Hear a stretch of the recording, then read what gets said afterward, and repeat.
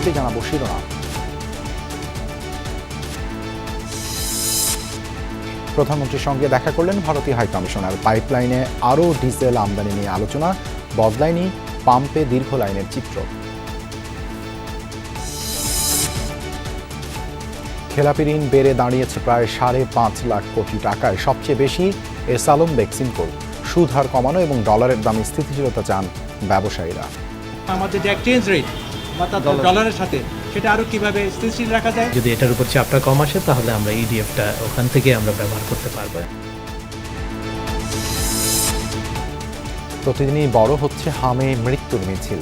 নানা প্রান্ত থেকে ঢাকায় ছুটে আসছে আক্রান্তরা। উপসর্গ দেখা দিলে হাসপাতালে নেওয়ার পরামর্শ। বাচ্চা আপনার আছে খাম, ডাক্তার বললো খাম আছে, ঠান্ডা, কাশ, নিউমোনিয়া। আমার অবস্থাটা একটু খারাপ, জ্বর এখনো ছাড়তেছে না। আজকে 6-7 দিন হয়ে গেছে জ্বর।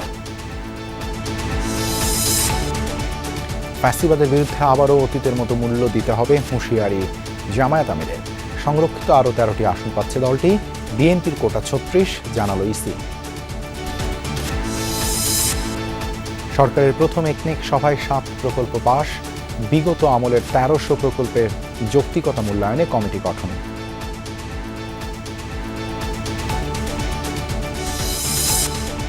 এছাড়াও রাতের বাংলাদেশে থাকছে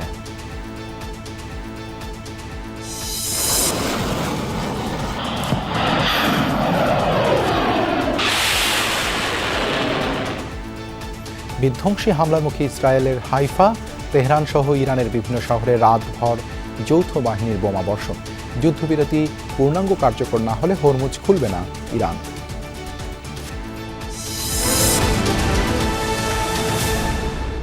এতক্ষণ শিরোনাম দেখছিলেন, আপনাদের সঙ্গে আছি আমি দেবাশিস রঞ্জন সরকার। ভারতের কাছ থেকে পাইপলাইনে আরও ডিজেল আমদানি করতে চায় বাংলাদেশ। সকালে সচিবালয়ে প্রধানমন্ত্রী তারেক রহমানের সঙ্গে দেশটির হাই কমিশনার প্রণয় কুমার ভার্মার সৌজন্য সাক্ষাতে এ বিষয়ে আলোচনা হয়েছে। আগামীকাল শুভেচ্ছা সফরে দিল্লি যাচ্ছেন পররাষ্ট্রমন্ত্রী খলিলুর রহমান ও উপদেষ্টা হুমায়ুন কবির। বিশ্লেষকদের ধারণা, এই সফরে জ্বালানি সংকট মোকাবেলা ছাড়াও অন্যান্য ইস্যুতে কথা বলবে ঢাকা ও দিল্লি। খালেদা জিয়ার জানাজার আনুষ্ঠানিকতায় ভারতের পররাষ্ট্রমন্ত্রীর আগমনী বার্তা দিচ্ছিল গলছে বরফ। নির্বাচিত হওয়ার পর সরকারের 1.5 মাসে প্রতিবেশী দুদেশের অর্থনৈতিক সম্পর্কের মঙ্গাগাঙে ধীরে ধীরে বইছে স্রোতধারা। সকালে প্রধানমন্ত্রীর সঙ্গে সৌজন্য দেখা করেন ভারতীয় হাইকমিশনার। স্পষ্ট করেন বাংলাদেশ নিয়ে দেশটির মনোভাব। পরে উপদেষ্টা হুমায়ুন কবির জানান, পাইপলাইনের মাধ্যমে ভারত থেকে ডিজেল আমদানি বাড়ানোর বিষয়ে কথা বলেছেন তারা। এটা পিপল টু পিপল যাতে হয়, তো দিস ইজ দি সম্পর্ক। এটা ভারতও চাচ্ছে, আমরাও চাচ্ছি এখন পিপল টু পিপল সম্পর্ক জোরদার করতে। তো প্রত্যেক জায়গায় আমরা কালচারাল এক্সচেঞ্জেস মোর চাই। উই ওয়ান্ট এক্সচেঞ্জেস মানে between political parties, exchanges between government officials. তো আমরা এটা যত ওপেন এবং ক্লিয়ারলি আমাদের মধ্যে এঙ্গেজমেন্ট অ্যান্ড ডায়লগ থাকবে, তো on some of the challenging issues we may be able to resolve. বৈঠকে পারস্পরিক আস্থা ও ইতিবাচক মানসিকতার উপর জোর দিয়েছেন প্রধানমন্ত্রী। সংক্ষিপ্ত কথা হয়েছে সাবেক প্রধানমন্ত্রী শেখ হাসিনাকে ফেরানোর বিষয়ে। হাসিনার ব্যাপার তো জুডিশিয়াল প্রসেসে আছে, তার তো একটাই ফাঁসি হয়ে গেছে। তো ফাঁসি হইলে মানে এটা তো আইনি প্রক্রিয়ায় তো থাকবেই। শেখ হাসিনা এবং মানে আরও তো শেখ হাসিনার সাথে আওয়ামী লীগ ক্রিমিনালরা আছে ওখানে, ওরা আমরা মানে বিভিন্ন জায়গায় পরিষ্কারভাবেই জানছি। আজকে মানে আমরা কোনো ডিটেলস ওইগুলো নিয়ে ডিসকাস করিনি। আজকের মূল ইয়েটা ছিল হাই কমিশনার কনগ্রাচুলেটরি কলন করছে, দ্যাটস ইট। ভারত বাংলাদেশের বড় প্রতিবেশী। 7 এপ্রিল পররাষ্ট্রমন্ত্রী খলিলুর রহমান যাচ্ছেন দিল্লি সফরে। দেশটির পররাষ্ট্রমন্ত্রী ডক্টর এস জয়শঙ্করের সঙ্গে বৈঠক ছাড়াও কথা হবে জাতীয় নিরাপত্তা উপদেষ্টা অজিত দোভাল, বাণিজ্যমন্ত্রী পীযূষ গোয়েল এবং পেট্রোলিয়াম মন্ত্রী হরদীপ সিং পুরীর সাথে। সফরটি তাৎপর্যপূর্ণ বলছেন বিশ্লেষকরা। এতে জ্বালানি সহায়তার পাশাপাশি আলোচনা হতে পারে তিস্তা, সীমান্ত, গুজব ও অপতথ্যের প্রভাব নিয়ে। বিশ্বে যে টালমাটাল অবস্থা, সেই ক্ষেত্রে আসলে আঞ্চলিক সহযোগিতাটা খুবই গুরুত্বপূর্ণ বাংলাদেশের জন্য এবং আঞ্চলিক স্থিতিশীলতার জন্য। ডিসেম্বর 2026-এ গঙ্গা চুক্তিটাও শেষ হয়ে যাওয়ার কথা, ফলে এই জায়গাতে বাংলাদেশের নেগোসিয়েশনটা, অর্থাৎ বাংলাদেশ সরকারের যে বাংলাদেশ ফার্স্ট নীতির ভিত্তিতে কতটুকু সমতার মাধ্যমে চুক্তি নবায়ন করা হবে সেটারও একটা ফ্রেমওয়ার্ক এখানে তৈরি হতে পারে। এবছরই শেষ হচ্ছে দিল্লির সঙ্গে সম্পাদিত 30 বছরের গঙ্গা চুক্তি। আহমেদ রেজা, যমুনা নিউজ, ঢাকা। সংকটের সুযোগে গ্রাহকদের পকেট থেকে বাড়তি টাকা কেটে নিচ্ছে কিছু পেট্রোল পাম্প। রেশনিং পদ্ধতি চালু রাখলেও বাড়তি 100-150 টাকা দিলেই মিলছে বাড়তি তেল। আবার কারো 2-3 লিটার তেল নিতেই ঘন্টা 4 মতো অপেক্ষা করতে হচ্ছে। অনেক ফিলিং স্টেশনেই বেশিরভাগ সময় দেয়া থাকে অকটেন নেই সাইনবোর্ড। জ্বালানি তেলের জন্য ঘন্টার পর ঘন্টা অপেক্ষা এখন প্রায় নিত্যদিনের ঘটনা। কেউ জানে না কখন তেল মিলবে, আদৌ মিলবে কিনা। সরকার বলছে সংকট নেই, অন্যদিকে পাম্পে তেলের জন্য হাহাকার। আজকে আমি 2 ঘন্টার উপরে, 2.25 ঘন্টা, এখনো হয়তো আরো 15-20 মিনিট লাগবে, 2.5 ঘন্টা ধরেন। পাম্পে অ্যাভেলেবেল তেল নাই, এই কারণে দেয়নি, বলছে আজকে 11টার দিকে আসতে। আমি এই যে 4 ঘন্টার উপরে দাঁড়াইয়া 500 টাকার তেল পাইলাম। রাজধানীর বেশিরভাগ পাম্পই তেলের অভাবে বন্ধ থাকে। ডিপো থেকে আবার তেল আসলে দেয়া হয় রেশনিং করে। পাম্প সংশ্লিষ্টরা বলছেন সংকট আরও তীব্র করেছে প্যানিক বাইং। বেশিরভাগ মানুষের ট্যাঙ্ক ফুল, তাই এমন আছে ধরুন কেউ ট্যাঙ্কে 500 টাকা তেল যায় না। আগে তো আমাদের 50-60 লিটারের চাহিদা ছিল, এখন আমরা পাইতেছি 27,000, 22,000। অভিযোগের সত্যতা মেলে তেলের জন্য অপেক্ষারত লাইনে। বাইকে 2-3 লিটার তেল থাকলেও ঠিকই লাইনে দাঁড়ানো অনেক বাইকার। আমার এখানে এখন সম্ভবত 1 লিটারের মতন আছে। আমি সেই গাজীপুর থেকে আসছি এখানে তেল। আমার অফিস এখানে দেখে সিরিয়াল ধরেছি প্রায় আপনার 6:30। আমার গাড়িতে 1 লিটারের একটু বেশি আছে, তবে আমি রাইড শেয়ারিং করি, তো সেক্ষেত্রে আমার আরেকটু তেল প্রয়োজন। কিছুটা আছে, 1-2 লিটারের মতো আছে। 2 দিন পর তেল নিলে হইতো না? হতো, ওনার এখন লাগবে তেল, ওনার অবস্থা খারাপ। তেল নিয়ে তেলেসমাতিও থেমে নেই ফিলিং স্টেশনে। কর্মচারীদের হাতে অতিরিক্ত 100-150 টাকা দিলেই মিলছে বাড়তি তেল। তেল নিচ্ছে 100 টাকা ঘুষ দেওয়া লাগছে। হিসাব করেন প্রতিটা বাইকে মনে করেন 100 করে নিলে কত টাকা পাইতেছে। যখন এদিকে আছেন লুকায় আছেন তখন ঠিকই 100 টাকা বেশি নিয়ে ফুল লোড দিচ্ছে, আর অথচ আমি আগে গেছি, আপনারা গেছেন আর দিচ্ছে না, তখন নাটক করতেছে 300 টাকার উপর দেবে না, 500 টাকার উপর দেবে না। হাজার হাজার লাইন থাকে, মানুষ অসহায়, 3-4 দিন অনেক সময় ঘুরেও তেল পায় না লাস্ট পর্যন্ত। বিদ্যুৎ ও জ্বালানি মন্ত্রণালয়ের মতে দেশে আগামী 3 মাসের অকটেন পেট্রোলের মজুদ আছে। বিশ্বের অনেক দেশ জ্বালানি তেলের দাম বাড়ালেও এখন পর্যন্ত সে পথে হাঁটেনি বাংলাদেশ। তবে কতক্ষণ এই সিদ্ধান্ত ধরে রাখা যাবে তা বলা কঠিন। হুমায়ুন রশিদ, যমুনা নিউজ, ঢাকা। সংসদের শীর্ষ 20 ঋণখেলাপির তালিকা প্রকাশ করেছেন অর্থমন্ত্রী আমির খসরু মাহমুদ চৌধুরী। এর মধ্যে টপ 10-এ আছে এস আলম, সোনালী ট্রেডার্স, বেক্সিমকো, গ্লোবাল ট্রেডিং, চ্যামন ইস্পাত ও ইনফিনিটি সিআর স্ট্রিপস। সব মিলিয়ে দেশে এই মুহূর্তে খেলাপি ঋণের পরিমাণ প্রায় 5.5 লাখ কোটি টাকা। হাসনাত আবদুল্লাহর লিখিত প্রশ্নের জবাবে অর্থমন্ত্রী এসব তথ্য জানান। ব্যাংক থেকে ঋণ নিয়ে দীর্ঘ সময় ইচ্ছাকৃত টাকা ফেরত না দিলেই কোনো ব্যক্তি বা প্রতিষ্ঠান খেলাপি হিসেবে চিহ্নিত হন। তবে দেশের আর্থিক খাত এই ক্যান্সারে আক্রান্ত দীর্ঘদিন ধরে, যার পরিধি বাড়ে পতিত আওয়ামী লীগ সরকারের আমলে। অভিযোগ আছে কেন্দ্রীয় ব্যাংকের দুর্বল তদারকি ও রাজনৈতিক বিবেচনায় ঋণ লেনদেনের ফলে বেহাল দশা হয় ব্যাংকিং খাতের। ঋণের টাকার বড় অংশ পাচার হয় বিদেশে। ইসলাম খান। সোমবার এই ইস্যুতে সরগরম হয় সংসদ অধিবেশন। এই মুহূর্তে দেশে খেলাপি ঋণের পরিমাণ কত এবং তা আদায়ে সরকার কি ব্যবস্থা নিয়েছে সেই বিষয়ে অর্থমন্ত্রীকে লিখিত প্রশ্ন করেন এনসিপি নেতা ও এমপি হাসনাত আবদুল্লাহ। জবাবে শীর্ষ 20 ঋণ খেলাপির তালিকা প্রকাশ করেন অর্থমন্ত্রী। সেখানে সর্বোচ্চ 5টি কোম্পানির নাম এসেছে এস আলম গ্রুপের, 2টি প্রতিষ্ঠান বেক্সিমকোর আওতাধীন। আরও আছে Sonali traders, global trading, Chemon Ispat, infinite CR strips, Keya cosmetics, Deshbandhu sugar mills, power pack Mutiara Keraniganj ও Jamalpur, Citycell, Karnaphuli foods, Murad enterprise, CLC power ও রংধনু বিল্ডার্স। ধন্যবাদ। লক্ষ্মীপুর 1 আসন। একই প্রশ্ন তালিকায় হাসনাত আবদুল্লাহ জানতে চান বর্তমান সংসদ সদস্যদের ঋণ ও সেসব খেলাপি কিনা সে প্রসঙ্গে। লিখিত জবাবে অর্থমন্ত্রী জানান বর্তমান সংসদের এমপি ও তাদের স্বার্থ সংশ্লিষ্ট প্রতিষ্ঠানের খেলাপি ঋণ 11,117 কোটি টাকা। আদালতের নির্দেশনার পর যার প্রায় 3300 কোটি টাকা খেলাপি হিসেবে দেখানো হয়নি।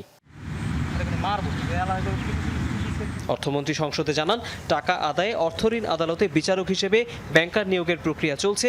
বেঁধে দেয়া হতে পারে ব্যক্তির ঋণ নেয়ার সর্বোচ্চ সীমাও। তৌহিদ হোসেন, যমুনা নিউজ, ঢাকা। শীর্ষ ঋণ খেলাপিদের বিরুদ্ধে কঠোর ব্যবস্থা গ্রহণের দাবি জানিয়েছেন বিরোধী দলীয় সংসদ সদস্য আক্তার হোসেন। অধিবেশন শেষে তিনি বলেন, এটি দেশের জন্য অশনি সংকেত হিসেবেই উল্লেখ করেন। এছাড়াও বিএনপি থেকে নির্বাচিত কিছু সদস্য ঋণ খেলাপের দায়ে শপথ নিতে না পারায় উদ্বেগ প্রকাশ করেন আক্তার হোসেন। বিএনপি থেকে নির্বাচিত এমন অনেক সংসদ সদস্য আছেন যারা এখনো পর্যন্ত শপথ নিতে পারেন নাই, কারণ তারা ঋণ খেলাপি অবস্থায় আছেন। এটা কিন্তু খুবই ডেঞ্জারাস একটা পরিস্থিতি। বাংলাদেশ রাষ্ট্রটিকে যদি আমাদের ফাংশনাল রাখতে হয়, তাহলে যারা বড় বড় ঋণ খেলাপি যারা আছে তাদেরকে অবশ্যই পাকড়াও করতে হবে। গণপ্রতিনিধিত্ব অধ্যাদেশ বিল 2026 সংসদে পাশ হয়েছে। এর ফলে নির্বাচন বন্ধ ও বাতিলে ক্ষমতা বেড়েছে নির্বাচন কমিশনের। ভোটে অনিয়মের প্রমাণ পেলে যে কোনো সময়ে তা বাতিল করতে পারবে ইসি। এছাড়া ফলাফল পরিবর্তন বা কারসাজি করা হলেও তা বাতিল ও স্থগিতের ক্ষমতা দেওয়া হয়েছে ইসিকে। গেল বছর নভেম্বরে আরপিও সংশোধন করে অধ্যাদেশ জারি হয়, পরে সংসদে তা উত্থাপন করা হয়। এর আগে প্রশ্নোত্তরে পানি সম্পদ মন্ত্রী জানান, পদ্মা ব্যারেজ প্রকল্প অনুমোদনের জন্য পরিকল্পনা কমিশনে পাঠানো হয়েছে। সংসদ সদস্য আক্তার হোসেন হাম নিয়ে উদ্বেগ জানিয়ে সরকারের কার্যক্রম জানতে চান।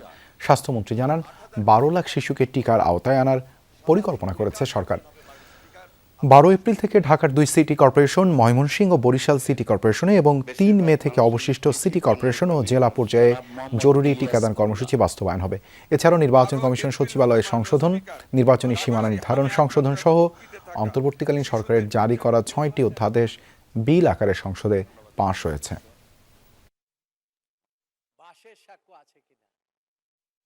12 এপ্রিল হতে মাননীয় স্পিকার ঢাকা উত্তর ও দক্ষিণ সিটি কর্পোরেশন, ময়মনসিংহ এবং বরিশাল সিটি কর্পোরেশন এবং আগামী 3 মে হতে সারা দেশে অবশিষ্ট সিটি কর্পোরেশন ও জেলাগুলিতে আমরা এই জরুরি টিকাদান কর্মসূচি বাস্তবায়ন করব ইনশাআল্লাহ।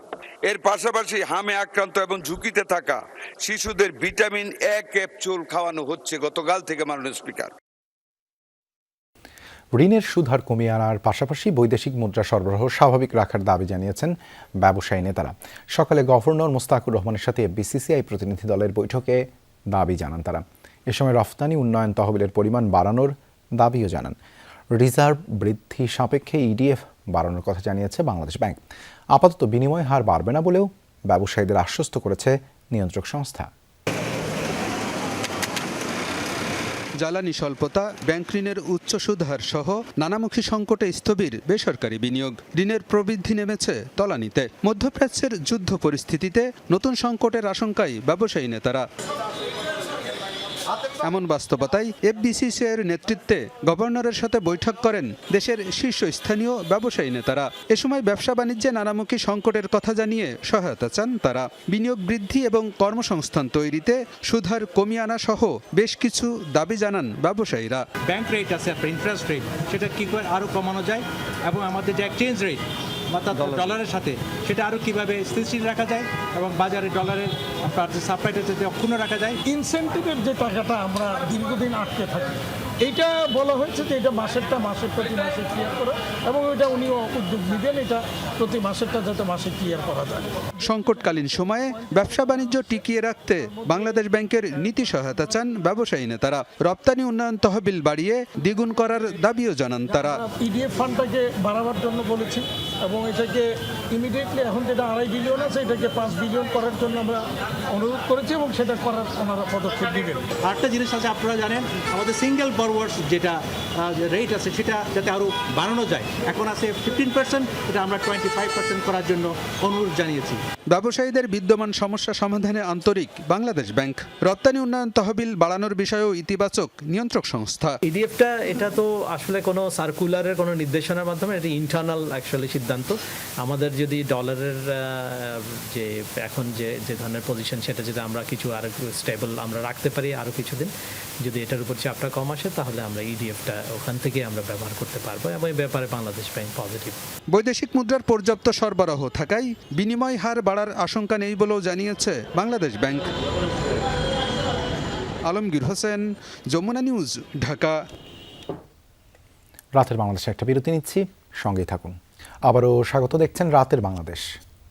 হামের উপসর্গ নিয়ে রাজশাহীর দুটি হাসপাতালে গত 24 ঘন্টায় আরও 4 শিশুর মৃত্যু হয়েছে।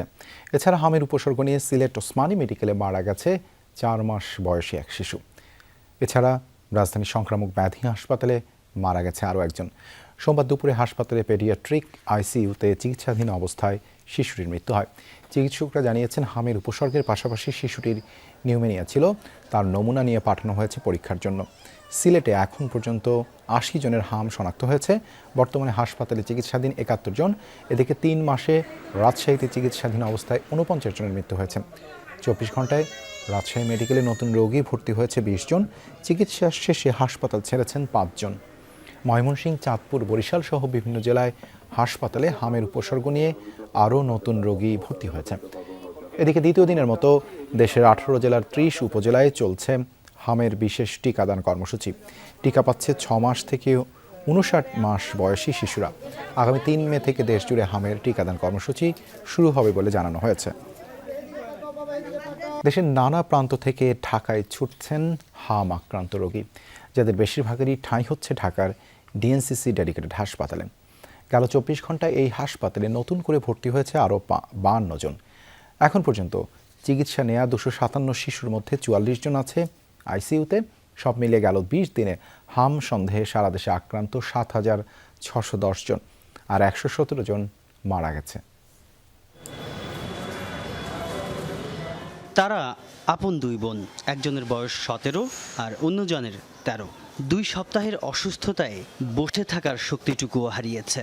হামের উপসর্গ নিয়ে 3-4টা হাসপাতাল ঘুরে ঢাকার ডিএনসিসি ডেডিকেটেড হাসপাতালে ভর্তি হলো নরসিংদীর এই সহোদরা। হামটা হলে আচ্ছা 3 দিন ধরে এটা হাম বলে আমরা প্রথম মনে করছি এটা ওই যে আপনার ইয়া হয় না, যে টাটস হয় না, ওই যে শরীরে এক ধরনের অ্যালার্জি জাতীয়, ওইটা মনে করছিলাম। পরে দেখি যে না, ওনারা বললো যে না, এটা হাম। এই হাসপাতালে এখন চিকিৎসা নিচ্ছে 250-রও বেশি রোগী।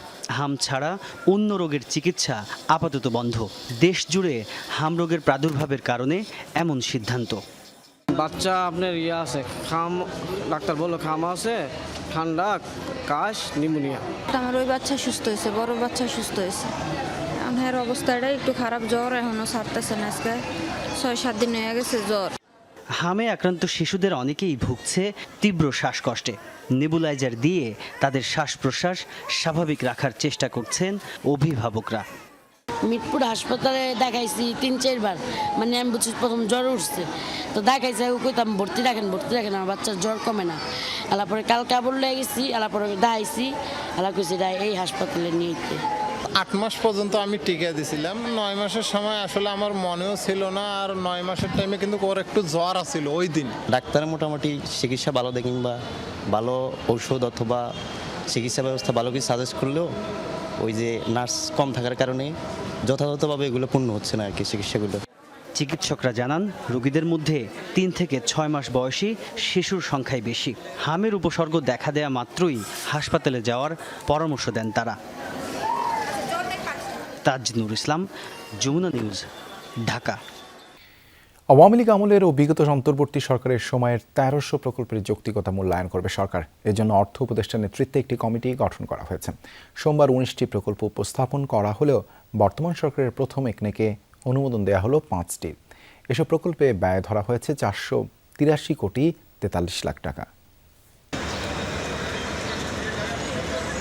রীতি ভেঙে পরিকল্পনা কমিশনের পরিবর্তে প্রথমবারের মতো সচিবালয়ে একনেক কমিটির বৈঠক।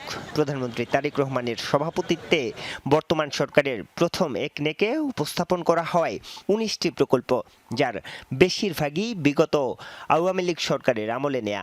2-1টি নেওয়া হয়েছে অন্তর্বর্তীকালীন সরকারের আমলে। প্রায় 2.5 ঘন্টার বৈঠকে 19টি প্রকল্পের মধ্যে মাত্র 7টি পর্যালোচনা করা হয়। এর মধ্যে 5টি প্রকল্পের অনুমোদন দেয়া হয়েছে, বিবেচনায় রাখা হয়েছে 2টি। অর্থমন্ত্রী জানান, এসব প্রকল্পের অনেকগুলোই অপ্রয়োজনীয়।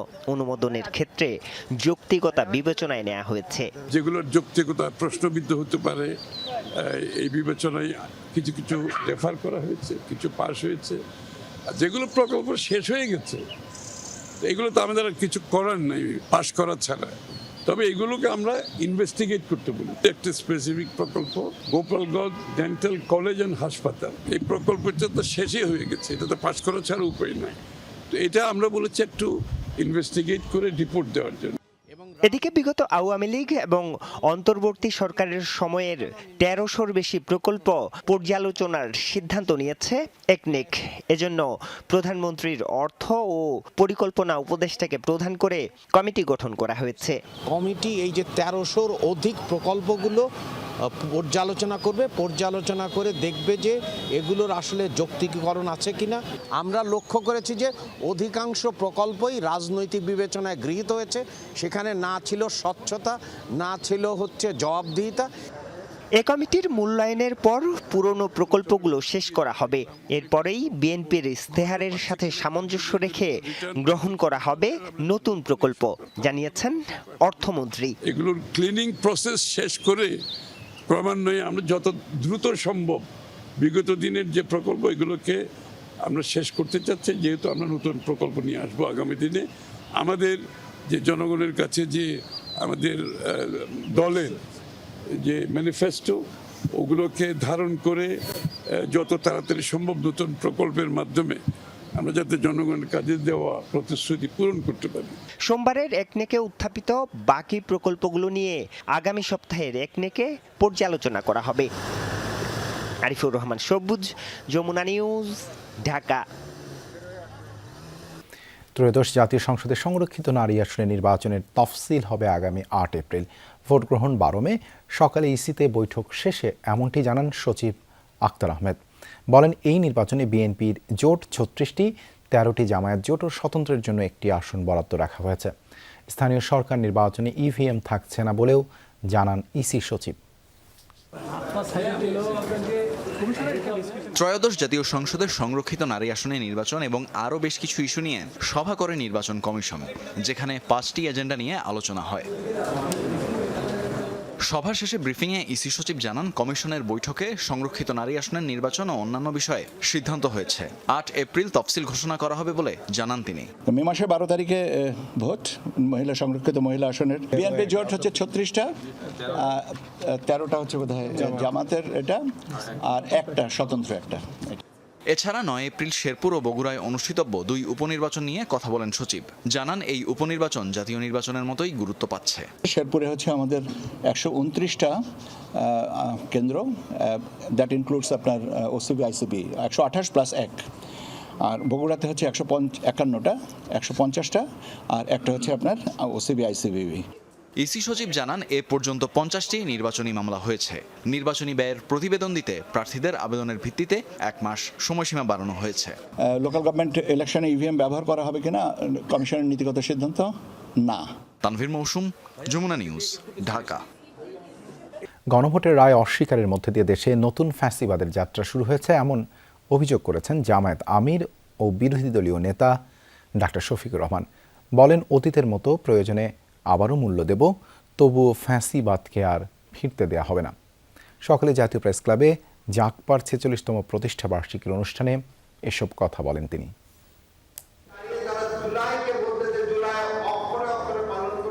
জাতীয় গণতান্ত্রিক পার্টি জাগপার 46তম প্রতিষ্ঠাবার্ষিকী উপলক্ষে জাতীয় প্রেস ক্লাবে আলোচনা সভার আয়োজন করে দলটি। অংশ নেন জামায়াত আমির ও বিরোধী দলীয় নেতা ডাক্তার শফিকুর রহমান সহ বিভিন্ন রাজনৈতিক দলের নেতা আর বিশিষ্টজনেরা। জুলাইয়ের যারা গণ অভ্যুত্থানের ভাই বোনেরা। আলোচনায় বক্তারা অভিযোগ করেন, আইনের দোহাই দিয়ে জুলাইকে অস্বীকারের পায়তারা করছে সরকার। 50% ভোটের মালিক হয়ে 70% গণভোটের রায়কে আপনি অস্বীকার করেন। কোন দুঃসাহসে, কোন বেঈমানি করে, কোন মুনাফিকি করে বাংলার মানুষ মেনে নেবে না। প্রধান অতিথির বক্তব্যে জামায়াত আমির বলেন, গণভোটের রায় অস্বীকারের মধ্য দিয়ে দেশে নতুন ফ্যাসিবাদের যাত্রা শুরু হয়েছে, তবে যে কোনো মূল্যেই তা রুখে দেওয়ার হুঁশিয়ারি দেন তিনি। যেদিন গণভোটের গণরায়কে অস্বীকার করা হয়েছে, সেই দিন থেকেই নতুন করে আবার ফ্যাসিবাদের যাত্রা বাংলাদেশে শুরু হয়েছে। আমরা আপনাদেরকে কথা দিচ্ছি, প্রিয় বাংলাদেশে রক্তমূল্য, জীবন মূল্য, জেল মূল্য, যত মূল্য দিতে হয়, ফ্যাসিবাদকে আর আমরা ফিরে আসতে দিব না ইনশাআল্লাহ। গণভোটের রায় বাস্তবায়নের অঙ্গীকার রক্ষায় দৃঢ় অবস্থান তুলে ধরেন বিরোধী দলীয় নেতা। আমরা হার পক্ষে ছিলাম, আমরা হার পক্ষে আছি। আমরা জনগণের সুপ্রিম উইলে আমরা সম্মান দেখিয়েছি, আমরা দেখিয়ে যাব। এই সংসদ মানুক আর না মানুক, গণভোটের রায় আমরা বাস্তবায়ন করব, আদায় করে ছাড়বো ইনশাআল্লাহ। এ সময় জ্বালানি সংকট মোকাবেলায় সরকারের ব্যর্থতার কঠোর সমালোচনা করেন ডাক্তার শফিকুর রহমান। সংসদে যখন সরকারি দলের মন্ত্রীরা কথা বলেন, এমপিরা কথা বলেন, তখন মনে হয় বাংলাদেশে এখন দুধের নহর নয়, তরল সোনার নহর এখন বয়ে যাচ্ছে। ফয়সাল মাহমুদ, যমুনা নিউজ, ঢাকা। রাতের বাংলাদেশে আবারও একটা বিরতি নিচ্ছি, সঙ্গেই থাকুন। স্বাগত, দেখছেন রাতের বাংলাদেশ। সরকার যদি সংখ্যাগরিষ্ঠতার জোরে প্রয়োজনীয় সংস্কার থেকে পিছিয়ে যায়, তবে জুলাইয়ের মতো আরেকটি অভ্যুত্থানের প্রস্তুতি শুরু করা হবে বলে জানিয়েছেন এনসিপির দক্ষিণাঞ্চলীয় মুখ্য সংগঠক ও সংসদ সদস্য হাসনাত আবদুল্লাহ। দুপুরে রাজধানী কারওয়ান বাজারের বিডিএল ভবনে ভয়েস অব রিফর্ম আয়োজিত নাগরিক সংলাপে তিনি এসব কথা বলেন। এই আলোচনায় যোগ দেন রাজনীতিবিদ ও মানবাধিকার কর্মী সহ বিশিষ্টজনেরা। অনুষ্ঠানে গুম প্রতিরোধ ও প্রতিকার অধ্যাদেশ স্থগিত ও বিচার বিভাগের স্বাধীনতা সংক্রান্ত 3টি অধ্যাদেশ বাতিল ইস্যুতে সরকারের সমালোচনা করেন বক্তারা। তারা হুঁশিয়ারি দেন বিচার বিভাগের স্বাধীনতায় কোনো ছাড় না দেয়ার। অভ্যুত্থান পরবর্তী বাংলাদেশের বিচার ব্যবস্থাকে রাজনৈতিক হস্তক্ষেপের বাইরে রাখার আহ্বান জানান বিশিষ্টজনরা। 2024 সালে এপ্রিল মাসে যে জিনিসটা জাতির জন্য প্রয়োগযোগ্য, বাস্তবায়নযোগ্য, সেটা 2026 সালে সংখ্যাগরিষ্ঠতার একটা ব্যাকআপ থাকার কারণে সেটা এখন জাতির জন্য কিন্তু অথবা নতুবার হচ্ছে বেড়াজালে এখন বন্দী হয়ে গিয়েছে। বিচার বিভাগের 3টি অধ্যাদেশ বাতিলের মাধ্যমে বিচার বিভাগের স্বাধীনতা বাতিলের খাতায় ফেলে দিয়েছে সরকার, এমন অভিযোগ করেছেন টিআইবির নির্বাহী পরিচালক ডক্টর ইফতেখারুজ্জামান। সকালে রাজধানীর ধানমন্ডির মাইডাস সেন্টারে এক সংবাদ সম্মেলনে উদ্বেগের কথা জানান তিনি। বলেন, স্থানীয় সরকার সংক্রান্ত 4টি সংশোধনীর অধ্যাদেশেও প্রশাসনিক নিয়ন্ত্রণের দুর্বলতা আছে। টিআইবি মনে করে দুর্নীতি দমন কমিশন অধ্যাদেশ 2025-এর পুনর্মূল্যায়ন সংশোধন করে জরুরি ভিত্তিতে তা আইনে রূপান্তর করা উচিত।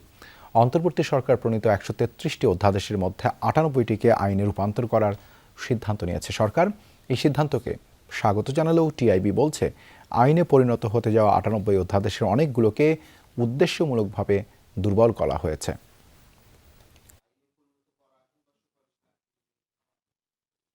সরকার বিচার বিভাগের স্বাধীনতা সম্পর্কে সত্যিকার অর্থে কতটুকু কমিটমেন্ট আছে, এই প্রশ্নটা উত্থাপিত হওয়াটা যৌক্তিক। এই 3টি অধ্যাদেশের ক্ষেত্রে সরকার সরাসরি কোনো টাইমলাইনও ঠিক করেনি, যেগুলো অন্য ক্ষেত্রে হয়েছে, যেটি উদ্বেগজনক। বা ভবিষ্যতে করা হবে, কিভাবে করা হবে ইত্যাদির কোনো ইঙ্গিত আমরা এখন পর্যন্ত পাইনি। নতুন মোড় নিল কুমিল্লার তনু হত্যা মামলা। 10 বছর পর সন্দেহভাজন 3 জনের ডিএনএ পরীক্ষা করার নির্দেশ দিয়েছেন আদালত। দুপুরে কুমিল্লার চিফ জুডিশিয়াল ম্যাজিস্ট্রেট আদালতের বিচারক মুমিনুল হক এই নির্দেশনা দেন। আইনজীবীরা জানান, মামলার তদন্তের অগ্রগতি জানতে সম্প্রতি কুমিল্লার সংশ্লিষ্ট আদালত থেকে পিবিআইকে চিঠি দেওয়া হয়। সকালে তদন্ত কর্মকর্তা আদালতে লিখিত প্রতিবেদন দেন। এতে বিচারক সন্দেহভাজন 3 জনের ডিএনএ পরীক্ষার নির্দেশ দেন। তদন্তকারী পিবিআই কর্মকর্তা বলেন, আগেই তনুর ব্যবহৃত কাপড় থেকে 3 ব্যক্তির ডিএনএ প্রোফাইল করা হয়েছিল, পরে সেগুলো আর ম্যাচিং করা হয়নি। এরই মধ্যে ওই 3 ব্যক্তি সেনাবাহিনী থেকে অবসরে গেছেন।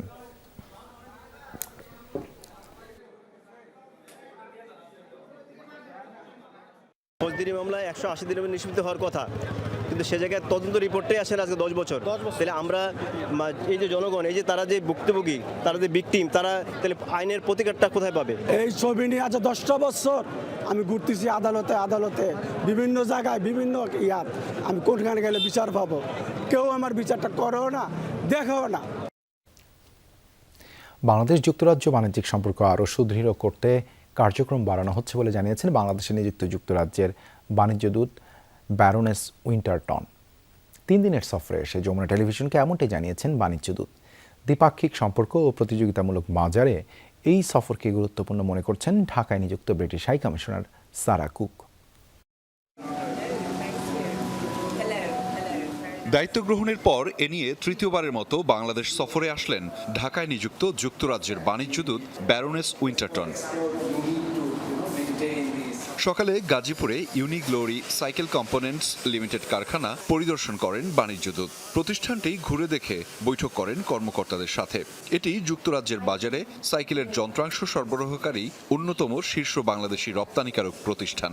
আমরা যেহেতু ইউকেতে এক্সপোর্ট করি, আমাদের কোনো ব্যারিয়ার্স আছে কিনা এবং আমরা কিভাবে এক্সপোর্ট করে আমরা কোনো ডিফিকাল্টিস ফেস করতেছি কিনা উনি এগুলি সরাসরি দেখে উনি চেষ্টা করবে এগুলি কোনোভাবে সমাধান করা যায় কিনা।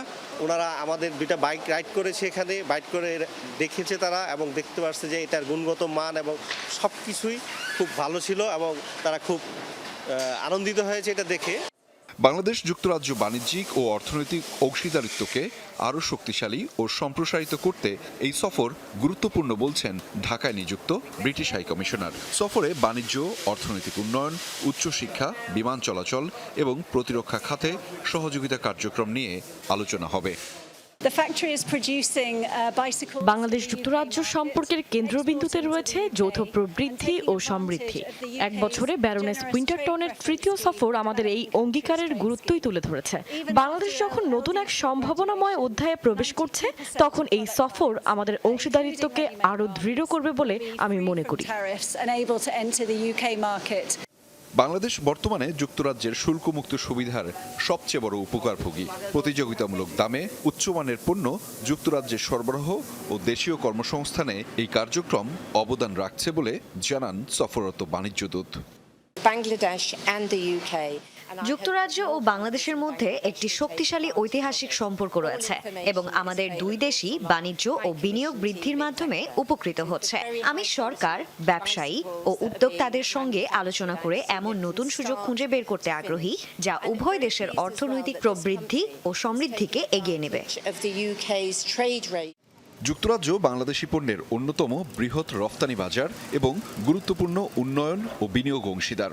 এই সফর বাংলাদেশের একটি বহুমুখী, স্থিতিশীল এবং উচ্চমূল্য সংযোজন ভিত্তিক অর্থনীতিতে ভূমিকা রাখবে। আহমেদ রেজা, যমুনা নিউজ, ঢাকা। গণমাধ্যম সংস্কার কমিশনের সুপারিশ বাস্তবায়ন না হয় সাংবাদিকতা পেশা ঝুঁকির মধ্যে পড়েছে বলে মন্তব্য করেছেন কমিশনের সাবেক প্রধান কামাল আহমেদ। এ নিয়ে হতাশা ব্যক্ত করে তিনি বলেন, পরিবর্তনের সুযোগ হাতছাড়া হয়েছে। সকালে ডেইলি স্টার ভবনে কৃত্রিম বুদ্ধিমত্তার নৈতিক ব্যবহার নিয়ে আয়োজিত পলিসি ডায়ালগে তিনি এসব কথা বলেন। এ সময় বক্তারা বলেন, 6 বছরের মধ্যে বাংলাদেশে এআই একটা টুলস হবে। কৃত্রিম বুদ্ধিমত্তার নৈতিক ও দায়িত্বশীল ব্যবহার বিষয়ে আলোচনার আয়োজন করে দ্য ডেইলি স্টারে। এতে যোগ দিয়ে সাংবাদিকতার নানা চ্যালেঞ্জ ও সম্ভাবনা তুলে ধরেন বক্তারা। রেগুলেশনটা কোন টেকনোলজি অথবা কোন টুল ব্যবহার করব সেই এন্ডে হওয়া উচিত না, হওয়া উচিত আমি কি প্রডিউস করছি সেইখানে। এখানে একটা ইনভেস্টমেন্ট, বিগ একটা ইনভেস্টমেন্ট আমাদের দরকার। এই ট্রেনিং আমাদের এই জিনিসগুলো যদি না হয় আমরা একটা ডিজাস্টারের মধ্যে পড়ে যাব। একাডেমিক পর্যায়ে শেখানোর চেষ্টা করছি, সেটা হচ্ছে প্রম্পটিং। এআই এক ধরনের কিন্তু ডাইভারজেন্স তৈরি করছে within the population, within the countries, within the global sphere. আসলে সেটা খুব ইম্পর্টেন্ট যে আমরা আসলে এই যে ডাইভারজেন্সটা তৈরি হচ্ছে সেই ক্ষেত্রে আসলে আমরা কিভাবে এআইকে ইউজ করব। এআই ইউজটা আমার মনে হয় আগামী 5-6 বছরের মধ্যে বাংলাদেশে একটা অবভিয়াস টুলস হবে গণমাধ্যমে। তো সেক্ষেত্রে এটার যে খুব গুড ইউজ হবে এটা আমি খুব আশাবাদী না। বাট ইন্ডিভিজুয়ালি যদি হাউসগুলো এই অ্যাওয়ারনেসটা না গ্রো করে, আমার মনে হয় না বাইরে থেকে এসে কেউ কিছু ভালো কিছু করে দেবেন। ইথিক্সের জায়গায় media self regulation, obviously MRDI খুব স্ট্রংলি মিডিয়া সেলফ রেগুলেশনের কথা বলে। আমি জানি না এডিটার্স কাউন্সিল যে তাদের ইথিক্সের গাইডলাইন তৈরি করার কাজ করবেন বলেছিলেন গত বছর, সেটা কোথায় আছে। অবশ্যই সেটা নিয়ে কাজ করার সময় এখানে অ্যাকোমোডেটেড হওয়া উচিত এই জায়গাটায়, ওভারঅল একটা এথিক্যাল গাইডলাইনের মধ্যে। আমরা এত বেশি পিছিয়ে আছি এআই ব্যবহারের দিক থেকে, বিশেষ করে আমরা এখনো ট্রান্সলেশন, এখনো আমরা হেডিংটা ঠিক হলো কিনা, আমরা এখনো এগুলোর মধ্যে আছি। ইউনেস্কোর বাংলাদেশ প্রধান সুজান বিজ বলেন, কৃত্রিম বুদ্ধিমত্তা পেশাগত কাজে সহযোগী হলেও তার উপর অতি নির্ভরশীলতা ক্ষতিকর। কৃত্রিম বুদ্ধিমত্তা আমাদের পেশাগত কাজে সহযোগী হলেও তার উপর নির্ভরশীলতা ক্ষতিকর। কেবল সাংবাদিক নয়, বরং বর্তমানে সকল পেশাতেই কৃত্রিম বুদ্ধিমত্তার প্রভাব রয়েছে। গণমাধ্যমের তথ্য বিশ্লেষণে এআই এর ব্যবহার, এর দক্ষতা ও বিশ্বাসযোগ্যতার বিভিন্ন দিক উঠে আসে এই ডায়ালগে। সাবেক গণমাধ্যম সংস্কার কমিশনের প্রধান কামাল আহমেদ বলেন, সংস্কার কমিশনের সুপারিশ বাস্তবায়ন না হয় সাংবাদিকতার নৈতিকতা ঝুঁকির মধ্যে পড়েছে। খুবই দুর্ভাগ্যজনক বিষয় হচ্ছে যে আমরা একটা সংস্কার কমিশন, গণমাধ্যমের সেই সংস্কার কমিশন থেকে একটা প্রতিবেদন তৈরি করেছি। আমরা এই শিল্পের সংকটের উৎসগুলো চিহ্নিত করার চেষ্টা করেছি, চিহ্নিত করতে পেরেছি, কিন্তু কোনো পরিবর্তন কিন্তু আসলো না, পরিবর্তন করা গেল না। ইটস এ লস্ট অপরচুনিটি, একটা সুযোগ আমরা হারিয়েছি। সংবাদ মাধ্যমের স্বাধীনতা ও দায়বদ্ধতা নিশ্চিতে নীতিমালা প্রণয়নের উপর জোর দেন বক্তারা। লামিয়া তিথি, যমুনা নিউজ, ঢাকা। আগামী বছর কর্পোরেট ট্যাক্স রিটার্ন পুরোপুরি অনলাইনে চলে আসবে বলে জানিয়েছেন জাতীয় রাজস্ব board NBR chairman Abdur Rahman Khan. কর হয়রানি কমাতে নানা উদ্যোগের কথাও জানান তিনি। রাজধানীর আগারগাঁওয়ের রাজস্ব ভবনে foreign investors chamber of commerce and industries ফিকির সাথে প্রাক বাজেট আলোচনায় এসব কথা বলেন তিনি।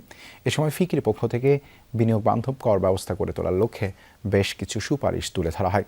এর মধ্যে উৎস করের হার কমানো সহ বিনিয়োগ ও প্রবৃদ্ধি ধরে রাখতে রাজস্ব আদায় বাড়াতে একটি যৌক্তিক ও কার্যকর কর কাঠামো নির্ধারণের আহ্বান জানান ফিকির সভাপতি রূপালী চৌধুরী।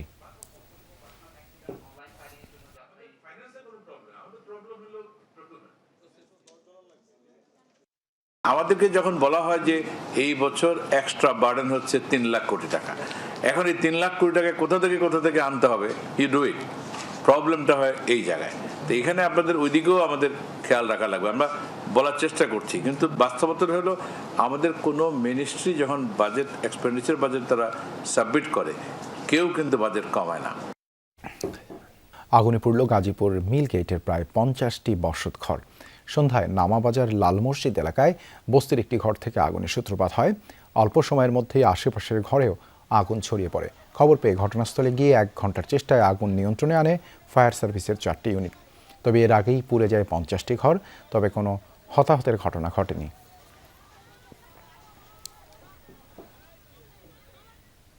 রাতের বাংলাদেশে একটা বিরতি নিচ্ছি, সঙ্গেই থাকুন। আবারও স্বাগত, দেখছেন রাতের বাংলাদেশ। আরও বিধ্বংসী হয়ে উঠেছে যুক্তরাষ্ট্র ইসরায়েল। ইরান জুড়ে বাড়িয়েছে হামলার তীব্রতা। একদিনে প্রাণহানির শিকার কমপক্ষে 34 জন। ভয়াবহ তাণ্ডবে বিপর্যস্ত তেহরান। কেবল রাজধানীতেই নিহতের সংখ্যা 23 জন। আহত শতাধিক মানুষ। আবারও হামলার শিকার হয়েছে একটি প্রযুক্তি বিশ্ববিদ্যালয়। ইসরায়েল সহ উপসাগরীয় দেশগুলো লক্ষ্য করে পাল্টা হামলা চালিয়ে যাচ্ছে ইরানও। দফায় দফায় বিস্ফোরণে কাঁপছে তেহরান। পূর্ব, পশ্চিম, দক্ষিণ শহরের বিভিন্ন অংশে একযোগে বোমা ফেলছে যুক্তরাষ্ট্র ইসরায়েল। একদিনে ব্যাপক রক্তপাতের শিকার ইরানের রাজধানী।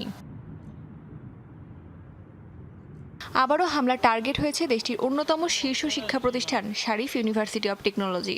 ক্যাম্পাস জুড়ে চালানো হয়েছে ধ্বংসযজ্ঞ। হামলার শিকার পার্শ্ববর্তী গ্যাস স্থাপনাও। রাজধানীর বাইরে আগ্রাসনের শিকার আরও কয়েকটি শহর। ব্যাপক ক্ষয়ক্ষতির খবর পাওয়া গেছে কারাস, শিরাজ, ইস্পাহান এবং বুশেহারেও। কোম ও বাহারেস্তানেও হতাহতের খবর পাওয়া গেছে। মধ্যাঞ্চলে হামলায় নিহত হয়েছে এয়ার ডিফেন্স একাডেমির কমান্ডার মাসুদ জেয়ার। যৌথ বাহিনীর হামলায় তৃতীয়বারের মতন আক্রান্ত আহওয়াজ শহীদ সোলাইমানি ইন্টারন্যাশনাল এয়ারপোর্ট। ইসরায়েল সহ উপসাগরীয় দেশগুলো লক্ষ্য করে পাল্টা হামলা চালিয়ে যাচ্ছে ইরান। টার্গেট করা হচ্ছে বিদ্যুৎ স্থাপনা, জ্বালানি প্লান্ট ও পানি শোধনাগার। সৌদি আরব জানিয়েছে আকাশে 2টি ড্রোন ভূপাতিত করেছে তারা। অস্মিতা বিশ্বাস, যমুনা নিউজ। অস্থায়ী যুদ্ধবিরতির বিনিময়ে হরমুজ প্রণালী খুলবে না বলে হুঁশিয়ারি দিয়েছে ইরান। সোমবার বার্তা সংস্থা রয়টার্সকে কথা জানিয়েছেন দেশটির এক জ্যেষ্ঠ কর্মকর্তা। তিনি বলেন, স্থায়ী যুদ্ধবিরতির বিষয়ে ওয়াশিংটনের পর্যাপ্ত প্রস্তুতি নেই বলে মনে করছে তেহরান। তিনি আরও বলেন, পাকিস্তানের প্রস্তাবিত তাৎক্ষণিক যুদ্ধবিরতির প্রস্তাব ইরান পেয়েছে, তবে যুদ্ধবিরতির সময়সীমা চাপিয়ে দেওয়া হলে তা মানতে রাজি নয় ইরান। এদিকে যুদ্ধবিরতি নিয়ে আলোচনার মাঝে আইআরজিসির গোয়েন্দা বিভাগের প্রধান মেজর জেনারেল সৈয়দ মাজিদ খাদেমি নিহত হয়েছেন বলে জানিয়েছে ইরানের রাষ্ট্রীয় গণমাধ্যম ফার্স নিউজ। কার্বন ফাইবার দিয়ে নির্মিত নতুন এক ধরনের আন্তঃমহাদেশীয় ব্যালিস্টিক ক্ষেপণাস্ত্র বা আইসিবিএম তৈরির পথে হাঁটছে উত্তর কোরিয়া। সোমবার এক সংবাদ সম্মেলনে এই ঘোষণা দেন দেশটির আইন প্রণেতারা। তারা জানান, এরই মধ্যে নতুন ক্ষেপণাস্ত্রটির সলিড ফুয়েল রকেট ইঞ্জিনের পরীক্ষা সম্পন্ন করেছে গবেষকরা। কার্বন ফাইবার দিয়ে তৈরি ফলে আইসিবিএমটি এর বাইরের ফ্রেম হালকা অথচ অত্যন্ত মজবুত হয়ে ওঠে। ফলে ক্ষেপণাস্ত্রটি আরও ভারী এবং একাধিক ওয়ারহেড বহন করতে সক্ষম হতে পারে। এর পাশাপাশি নতুন ইঞ্জিনটির থ্রাস্ট আগে পরীক্ষিত মিসাইলগুলোর তুলনায় অনেক বেশি। ফলে আরও বেশি দূরপাল্লার টার্গেটে হামলা চালাতে সক্ষম হবে এই মিসাইল। এই ছিল রাতের বাংলাদেশে। এতক্ষণ আমাদের সাথে থাকার জন্য ধন্যবাদ সবাইকে।